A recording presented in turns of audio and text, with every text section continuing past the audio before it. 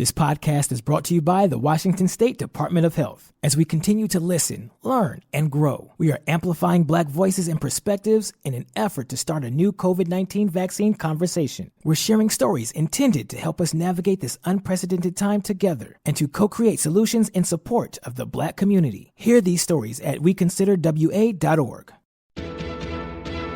$20 million, $19 million, $6 million. These are all awards recovered for clients of Phillips Law Firm. To win big, you have to fight big. And Phillips Law has been fighting the too-big-to-fail insurance industry for decades. Not every case will have a multi-million-dollar outcome, but Phillips Law will fight just as hard to recover the outcome you deserve. If you or a loved one has been injured in a car accident or on the job, call or click today at 1-800-JUSTICE or visit justiceforyou.com. Hey, this is BJ. Thanks for listening to our show's podcast. If you're a fan of all things geeky, you should check out my other podcast, BJ Shea's Geek Nation. We have new episodes every day, and you can check it out at bjgeeknation.com. Your home is going into foreclosure and you feel like a financial wreck. You don't know where to turn for accurate information. I'm bankruptcy attorney Travis Gagne. Let's talk about some legal options. If we work quickly, we can propose a plan to save your home, modify the loan, or in many cases even eliminate your second mortgage. The consultation is free. I've helped hundreds of people just like you make informed decisions about whether to save their home or exit it on a reasonable, organized timeline. The chapter you choose sets the tone for the next chapter of your life.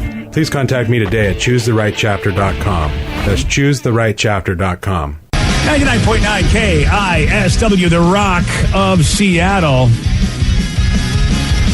Oh, I got to tell you about this guy, Brian. He's in California. He deposited $33,000, a $33,000 check into his bank account, and then it disappeared when the Bank of America branch he used closed down. Well, what? No. Yeah, well, you should have called Todd at becu.org because that wouldn't happen with Todd. Yeah, but it's not like it's Jimmy Joe's bank and tire emporium. How do you not? Well, actually, Jimmy Joe was, in fact, the manager of that Bank of America branch, Steve. Oh, and he left to start his tire emporium. Exactly. What do you need? You get $33,000 will get you a lot of tires for your emporium. It reminds me of the bit from South Park when they invest in stocks, and it's gone. Yeah.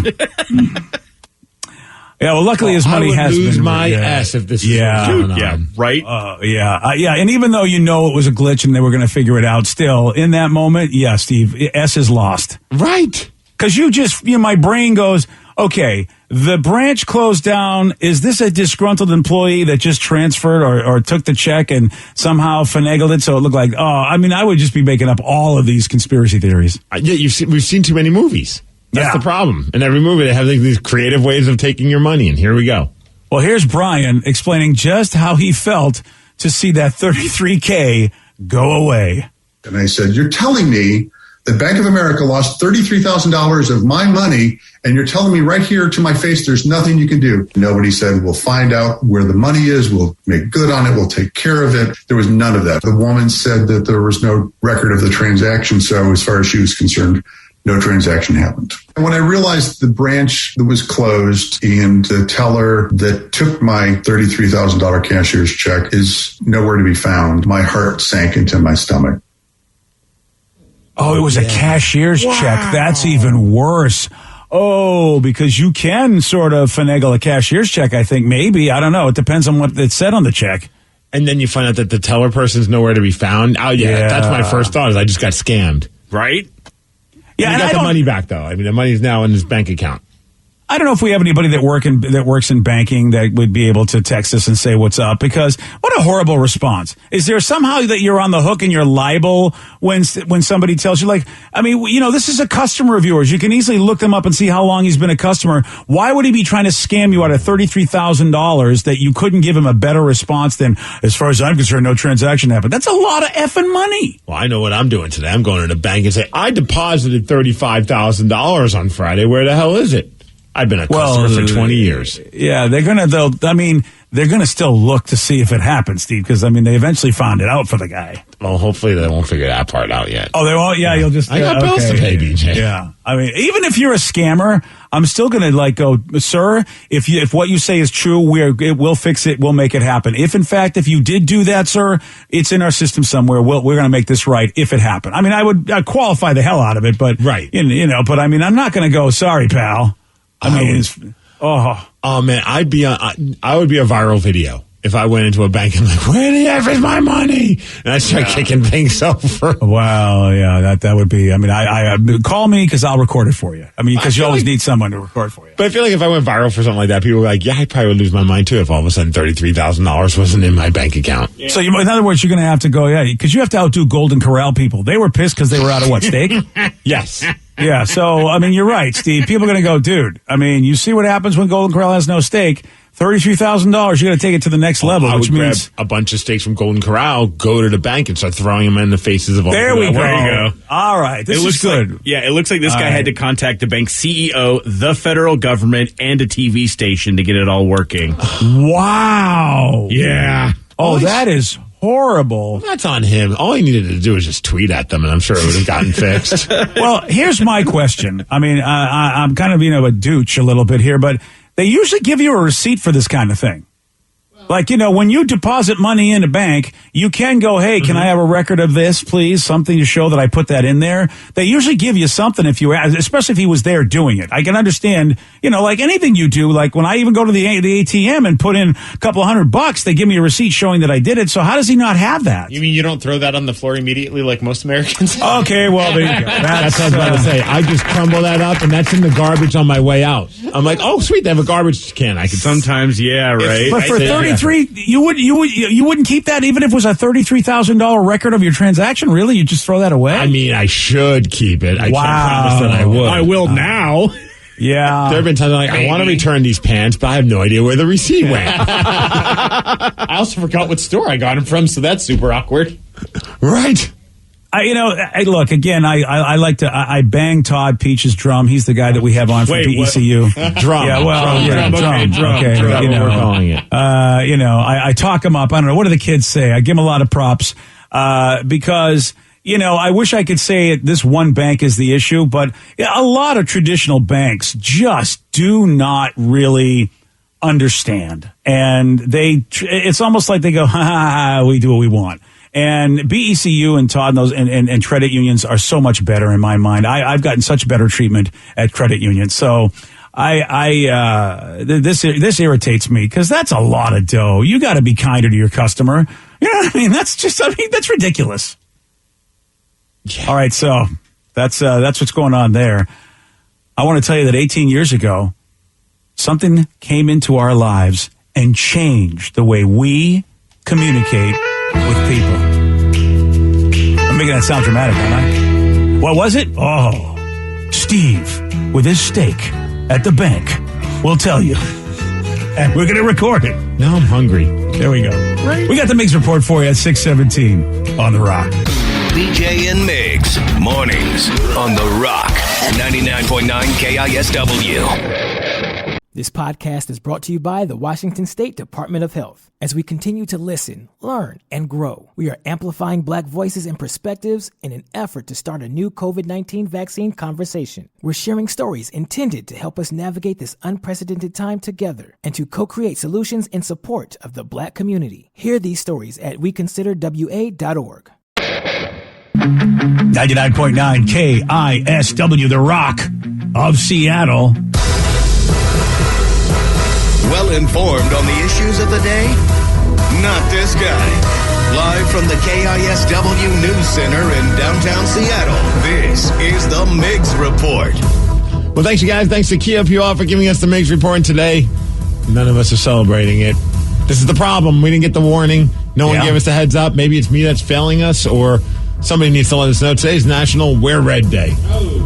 Oh, yeah, I totally forgot about that. That's the problem. I don't look at these things until I get here at work. I need to just have like a closet here with like some wardrobe changes just in case. Oh, whoa, yeah, dude. Most of the time I have some kind of red on. Today, none. No, I'm looking at you. You've let us down. Rev failed us. Oh, hold on. Do tattoos count? No. Otherwise, I'd say yes. I got nothing then.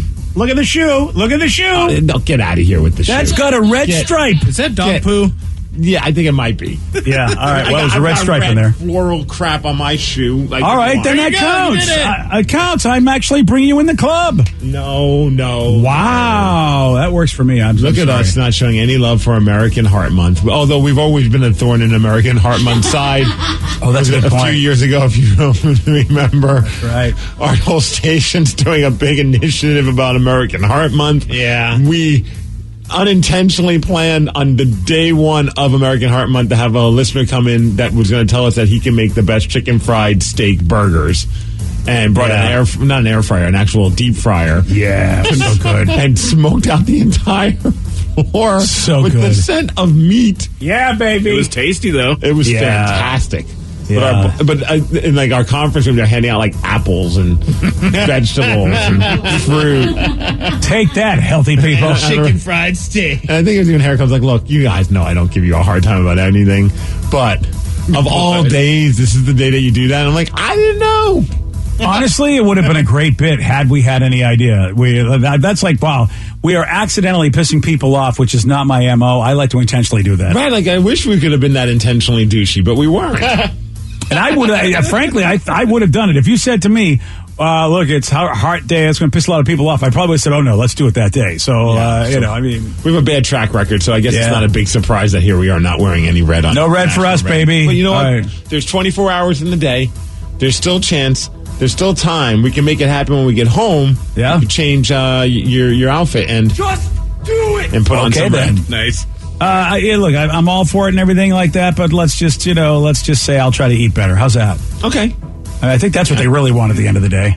Oh, so the color of my shirt really doesn't matter then? Yeah, what matters is you're not going to have any chicken fried steak today. I'll tell you what I won't. You know what? We all have blood in our veins, and that's red. So all right, get out a knife. Let's show it. Yeah. Okay, then this is getting darker. It's also National Thank a Mail Carrier Day, so track down your mail carrier and say, hey, thanks. It's also a big day for Rev.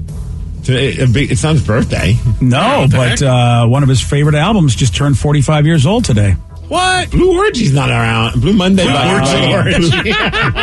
Orgy's not that old. No, one of his new current favorite albums. It might be in his top. It could be at least in his top 3. And I'm talking Fleetwood Mac's Rumors just turned 45. How about that, Rev? Wow. Yeah, the album that almost didn't get made. The band almost broke up. Actually, I mean, their most famous album, most successful album, and they were on the brink of going "F you people" and leaving before they even finished it. And And Alexa had a real corny joke about it, too. What was the joke? She said, they fought so much, they almost, instead they finished the album instead of going their own way. Oh, gosh. Hey, yo, lady. Alexa. That's Alexa. With the dad jokes, I'm impressed. Rev, that's what you should do. Wear red today. Listen to some Fleetwood Mac, and when your mail carrier drives by, wave at them. Okay, I will. All right. It's also a big day, not just the celebration of Fleetwood Mac's Rumors, BJ, but it was 18 years ago today that the world was changed. Really, what happened? What do you think happened? It changed the way that we communicate as human beings. Okay, so the iPhone, right? The Was iPhone. it 18 years ago? Wrong. Danny, damn it. What do you think? Cell phones, in general. Just cell phones in general. Yeah. 18 years ago today. Yeah. Wrong. Oh. Wow. That was 2004, man. Oh, dang. Yeah. Was it really? Yeah, I know. Yeah, 18 years ago was 2004. I have not been out of high school for 17 years. I'm old. Yeah, baby. Congratulations. Welcome to the club. I guess this is growing up. Rev, what do you think happened 18 years ago today? Did MySpace start? Wrong. Oh, good crap. call. Good guess. Vicky. I was going to say text messaging, but that's even longer than that. iPhone SMS text messaging? I don't know. I felt like I even kind of walked you into the answer when I said close to the Rev's guess of MySpace. Yeah. Well, then I'm guessing Facebook. Bing, bing, bing. There you go. Actually, you're wrong. Not Facebook, but the Facebook. Oh. It was 18 years ago. This day back in 2004, Harvard student Mark Zuckerberg launched the Facebook. And it was mainly just as a way for people to interact socially online at Harvard. It wasn't meant for the entire world like how it is nowadays. And then eventually it became for only college students. And then now it is Facebook or Meta or whatever the hell. Metaverse. It's kind of interesting though, to listen to Mark Zuckerberg explain what the Facebook is. And here's a clip of him back in the day trying to explain to people what the Facebook is going to do. It's an online directory that connects people through universities and colleges through their social networks there. You sign on, you make a profile about yourself by answering some questions, entering some information such as your concentration or major at school, contact information about phone numbers, instant messaging screen names, anything you want to tell, interests, what books you like, movies, and most importantly, who your friends are. And then you can browse around and see who people's friends are and just check out people's online identities and see how people portray themselves and just find some interesting information about people. Now he's like, more importantly, who your friends are. No, it's more importantly what your opinions are these days. Oh, yeah. Whatever crazy opinion is that you have and who you want to yell at. That's what Facebook's for, Mark. Yeah. Well, man, it's how times have changed. It's kind of fun, though, hearing him explain it back in those days just to see what the intentions were and what it's become. Yeah. And then, of course, you hear what he has to say when he answers Congress and Senate. That interview. Well, dude, this story is awesome, mainly because of the fire chief that was interviewed. I just loved the answer that he gave, or the explanation that he gave when he talked about this incident that happened just recently in Illinois, where 911 was called because, a woman was dealing with childbirth. She's like, I'm having my baby. I need some help. And so the fire department showed up, and she ended up delivering her baby in a car in a parking lot of a Jimmy John's sandwich shop. Nice. Oh, freaky fast. Because apparently the parents weren't able to make it to the hospital during the time, in time because of the snowstorm. And it's funny you bring up freaky fast because that's exactly what Fire Chief John had to say about what happened. What came in is going to be in the parking lot of Jimmy John's, which is kind of crazy because it's, the old Jimmy John's freaky fast, and this was a fast birth. Once I got him into the parking lot, I opened the door up and started an examination of Mama, and noticed we're having a baby. Bam. And they had the baby. They even did the umbilical cord cutting, had the husband cut it. Wow. Craziness, man. Wow, dude, that is, look, we used to have kids in the fields back in the day. That's just how we did it in nature when there were no doctors and hospitals. And they welcomed a healthy baby boy, which they named Jimmy John. Aww. I'm making that part up. I have no idea. I believe it. I don't even know if it was a boy or a girl, to be honest with you. You guys fell for that, and I sort of thought, I am not going to fall for that. It's just, I'm going to question Steve on this one. You were falling for it. Yeah. Everybody else was like, and I'm like, really? Actually, I just thought his name was BLT, but, whatever. They could name it. There's a lot of options there. You could name your child Lulu because there was the Lulu sandwich. The Totally Tuna. Yeah. Yeah. Or, if I'm having a kid outside of a Jimmy John's, hey, I'd like to introduce you to my new son, Bootlegger Miggs. Bootlegger Miggs. Yeah, the bootlegger, man. That's the best one. All right. Roast beef and the turkey. These are great sandwiches, so why not give them the name? I think that's what it's called, the bootlegger. Yeah, I'm looking it up. I think I'm a totally tuna guy, so I don't know. Middle name, the number 14. The Italian nightclub. What's your name?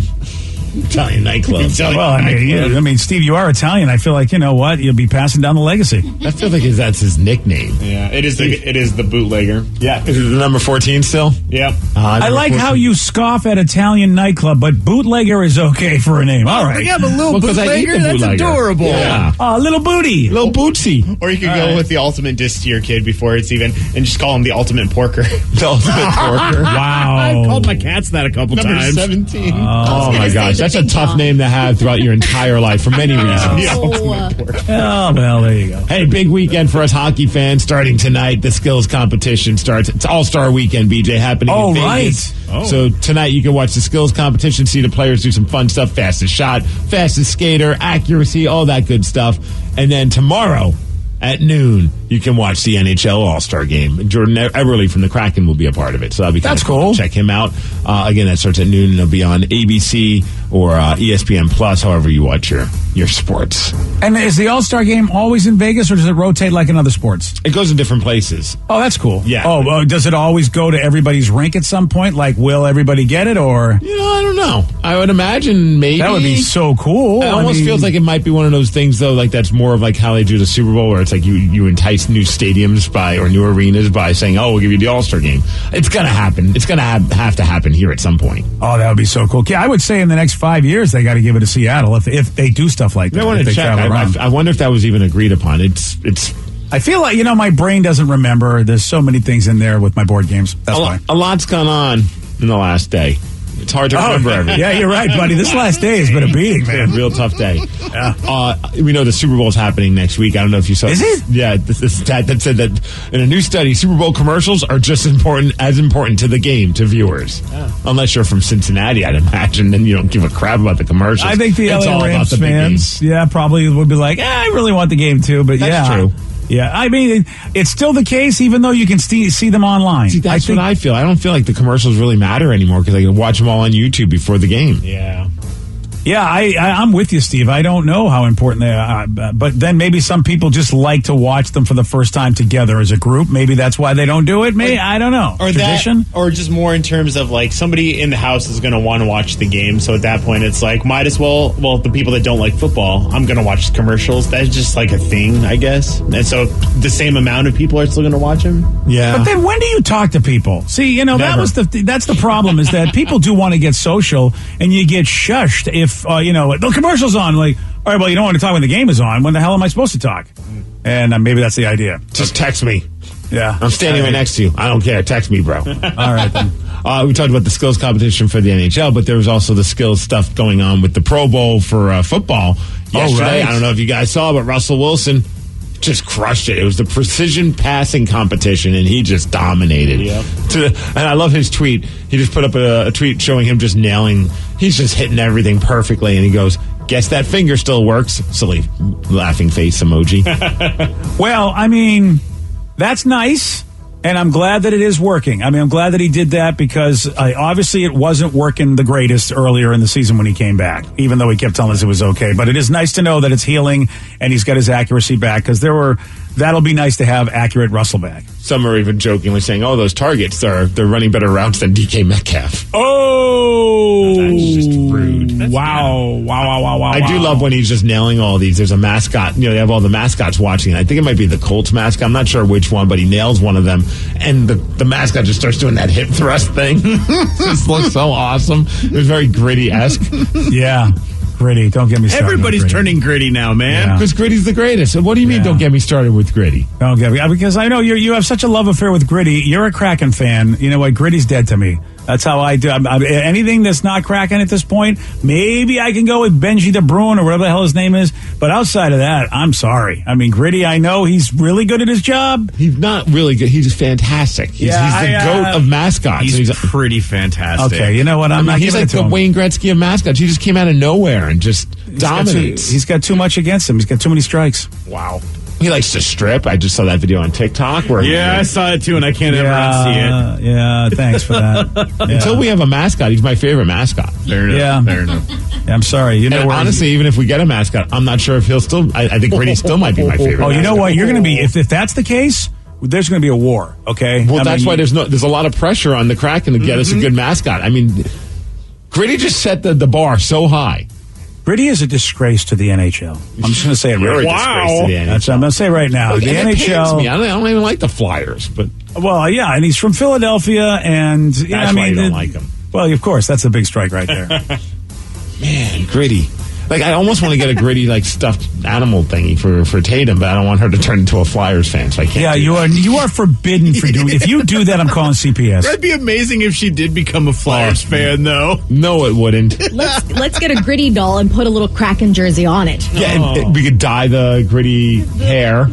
Blue. Yeah. Blue. I'm here for it. Yeah, you know what? That's all a great idea. Or you could just wait for our mascot and get her one of those. What do you think, huh? I was thinking about getting a Gritty costume because you can buy them and having the dye blue. And what are you going to go as? Douchey? Grungy. Yeah, we already talked about it. Grungy. Yeah, okay. I'll make my own mascot. If we don't get grungy, I'm going to make one. All right. We've got mascots at home. Yes, it's going to be the Kraken mascot from Wish. Okay. And it's me. Yeah, okay. Go to 2 or 3 games. He's a very lazy mascot. Doesn't even go to every game. All right. All right, as far as weather, 48 degrees. Going to be cloudy. Some rain later on today. Thanks to Beacon Plumbing, Heating, and Mechanical for giving us the Migs Report, and that's what's up. Yesterday, old Grungy over there got this one right. What zodiac sign are you if you were born on Valentine's Day? Okay, it's got to be Gemini. No. Taurus. No. Is that even a... Yeah, it is. Okay, good. Aquarius. Yes. That's exactly how it went at the Texas Hold'em tournament. Yes. I mean, really, it's just like you go, he has no idea what he's doing, and I am out of it, and he's still in it. This is frustrating. I had no idea that I was going to say that was correct. I'll be honest. Yeah, I know. We get it, man. That's all surprised. That's what happens at Beat Migs, but hopefully your knowledge will triumph. 206-421-ROCK. Yep, you get a chance to play Migs and hopefully beat him. Beat Migs at 647 on The Rock. Today's podcast is brought to you by bankruptcy attorney Travis Gagne, who's ready to answer your questions about bankruptcy. Travis, is it true that if you filed for bankruptcy once, you can't file again? Even if you filed bankruptcy before, you can almost certainly file bankruptcy again. Different types of bankruptcies have different time limits between filings. In Chapter 7, full bankruptcy, you can only file Chapter 7 once every 8 years. However, you can almost always file a Chapter 13 case. Chapter 13 cases can be filed immediately following a Chapter 7. They can be filed immediately following a prior Chapter 13 case. Chapter 13 is a reorganization plan, so there will be some type of monthly payment, but it's based on your budget and your ability to afford that payment. So Chapter 13 is an option in almost all cases, even with a prior bankruptcy filing. Thanks, Travis. If you have more questions about bankruptcy, you can reach out to Travis anytime at choosetherightchapter.com. That's choosetherightchapter.com. Thanks for listening. This podcast is brought to you by the Washington State Department of Health. As we continue to listen, learn, and grow, we are amplifying Black voices and perspectives in an effort to start a new COVID-19 vaccine conversation. We're sharing stories intended to help us navigate this unprecedented time together and to co-create solutions in support of the Black community. Hear these stories at weconsiderwa.org. $20 million, $19 million, $6 million. These are all awards recovered for clients of Phillips Law Firm. To win big, you have to fight big. And Phillips Law has been fighting the too big to fail insurance industry for decades. Not every case will have a multi-million-dollar outcome, but Phillips Law will fight just as hard to recover the outcome you deserve. If you or a loved one has been injured in a car accident or on the job, call or click today at 1-800-JUSTICE or visit justiceforyou.com. The best defense is a good offense. So before the sewer backs up into your home and wreaks havoc, stop freaking and call Beacon. Beacon Plumbing, Heating, and Mechanical is there for you when you need them most. 1-800-FREAKIN or beaconplumbing.net.